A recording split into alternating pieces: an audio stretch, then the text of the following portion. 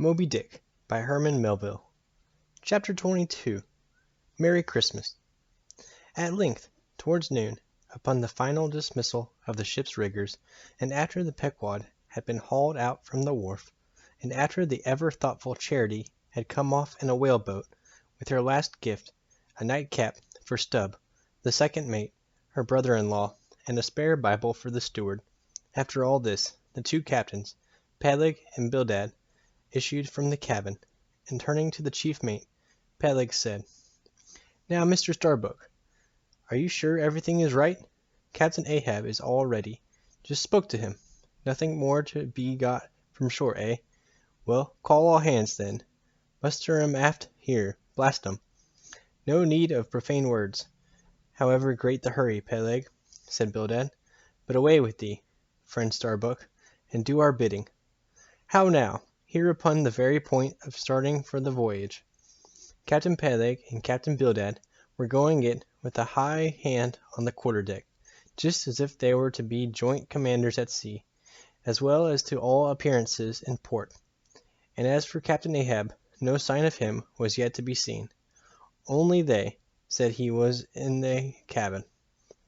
But then, the idea was that his presence was by no means necessary in getting the ship under way, and steering her well out to sea.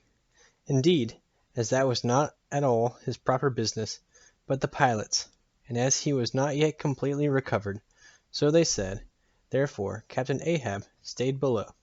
And all this seemed natural enough, especially as in the merchant service many captains never show themselves on deck for a considerable time after heaving up the anchor, but remain over the cabin table, having a farewell merry-making with their shore friends before they quit the ship for good with the pilot. But there was not much chance to think over the matter, for Captain Peleg was now alive. He seemed to do most of the talking and commanding, and not Bildad.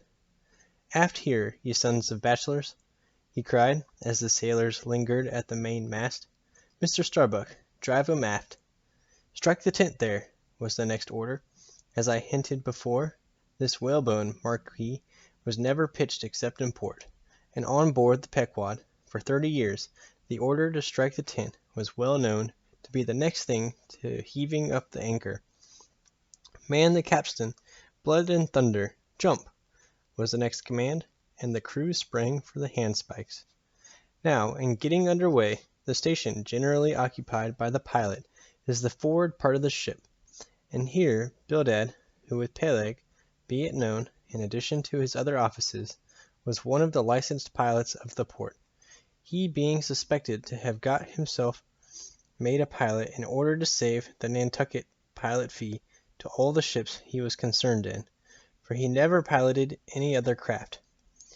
Bildad, I say, might now be seen actively engaged in looking over the bows for the approaching anchor, and at intervals singing what seemed a dismal stave of psalmody, to cheer the hands at the windlass, who roared forth some sort of a chorus about the girls in Booble Alley, with hearty goodwill. Nevertheless, not 3 days previous, Bildad had told them that no profane songs would be allowed on board the Pequod, particularly in getting under way, and Charity, his sister, had placed a small choice copy of Watts in each seaman's berth. Meantime, overseeing the other part of the ship, Captain Peleg ripped and swore astern in the most frightful manner. I almost thought he would sink the ship before the anchor could be got up. Involuntarily I paused on my handspike, and told Queequeg to do the same, thinking of the perils we both ran in starting on the voyage with such a devil for a pilot. I was comforting myself, however, with the thought that in pious Bildad might be found some salvation, spite of his 777th lay, when I felt a sudden sharp poke in my rear, and turning around, was horrified at the apparition of Captain Peleg in the act of withdrawing his leg from my immediate vicinity. That was my first kick. "Is that the way they heave in the merchant service?" he roared. "Spring, thou sheep-head, spring, and break thy backbone. Why don't you spring? I say, all of ye, spring, quahag, spring, thou chap with the red whiskers, spring there, Scotch cap, spring, thou green pants, spring, I say, all of ye, and spring your eyes out. And so saying, he moved along the windlass, here and there, using his leg very freely, while imperturbable Bildad kept leading off with his psalmody. Thinks I, Captain Peleg must have been drinking something today. At last the anchor was up, the sails were set, and off we glided. It was a short, cold Christmas, and as the short northern day merged into night, we found ourselves almost broad upon the wintry ocean, whose freezing spray cased us in ice, as in polished armor. The long rows of teeth on the bulwarks glistened in the moonlight, and like the white ivory tusk of some huge elephant, vast curving icicles depended from the bows. Lank Bildad, as pilot, headed the first watch, and ever and anon, as the old craft dived into the green seas, and sent the shivering frost all over her, and the winds howled, and the cordage rang, his steady notes were heard. Sweet fields beyond the swelling flood stand dressed in living green, so to the Jews old Canaan stood, while Jordan rolled between. Never did those sweet words sound more sweetly to me than then. They were full of hope and fruition. Spite of this frigid winter night in the boisterous Atlantic, spite of my wet feet and wetter jacket, there was yet, it then seemed to me, many a pleasant haven in the store, and meads and glades so eternally vernal, that the grass shot up by the spring, untrodden, unwilted, remains at midsummer. At last we gained such an offing, that the two pilots were needed no longer. The stout sailboat that had accompanied us began ringing alongside.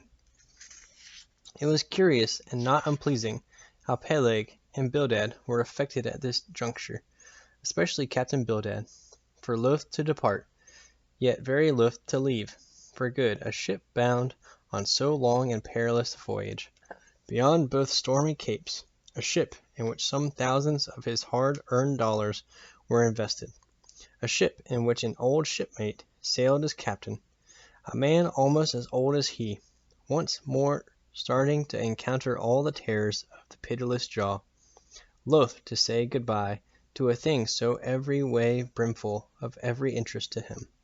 Poor old Bildad lingered long, paced the deck with anxious strides, ran down into the cabin to speak another farewell word there, again came on deck, and looked to windward, looked towards the wide and endless waters, only bounded by the far-off unseen eastern continents, looked towards the land, looked aloft, looked right and left, looked everywhere and nowhere, and at last, mechanically coiling a rope upon its pin, convulsively grasped stout Peleg by the hand, and holding up a lantern, for a moment stood gazing heroically on in his face, as much as to say, "Nevertheless, friend Peleg, I can stand it. Yes, I can."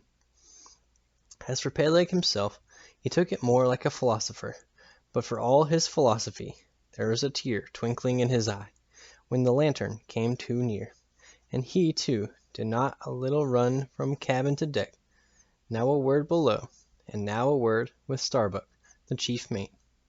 But at last he turned to his comrade with a final sort of look about him. "Captain Bildad, come, old shipmate, we must go. Back the main yard there, boat ahoy, stand by to come close alongside now. Careful, careful! Come, Bildad, boy, say your last. Luck to ye, Starbuck, luck to ye, Mr. Stubb, luck to ye, Mr. Flask. Good-bye, and good luck to ye all. And this day 3 years I'll have a hot supper smoking for ye in old Nantucket. Hurrah and away!" "God bless ye, and have ye in his holy keeping, men," murmured old Bildad, almost incoherently. "I hope you'll have fine weather now, so that Captain Ahab may soon be moving among ye. A pleasant sun is all he needs, and you'll have plenty of them in the tropic voyage ye go. Be careful in the hunt, ye mates. Don't stave the boats needlessly. Ye harpooneers, good white cedar plank is raised full 3 per cent within the year. Don't forget your prayers, either. Mr. Starbuck, Mind that Cooper don't waste the spare staves. Oh, the sail needles are in the green locker. Don't whale it too much a Lord's days, men, but don't miss a fair chance either. That's rejecting heaven's good gifts. Have an eye to the molasses tierce, Mr. Stubb. It was a little leaky, I thought. If you touch at the islands, Mr. Flask, beware of fornication. Goodbye, goodbye. Don't keep that cheese too long down in the hold, Mr. Starbuck. It'll spoil.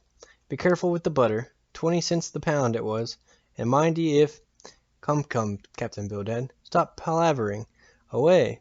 And with that, Peg-leg hurried him over the side, and both dropped into the boat. Ship and boat diverged. The cold, damp night breeze blew between. A screaming gull flew overhead. The two hulls wildly rolled. We gave 3 heavy-hearted cheers, and blindly plunged like fate into the lone Atlantic.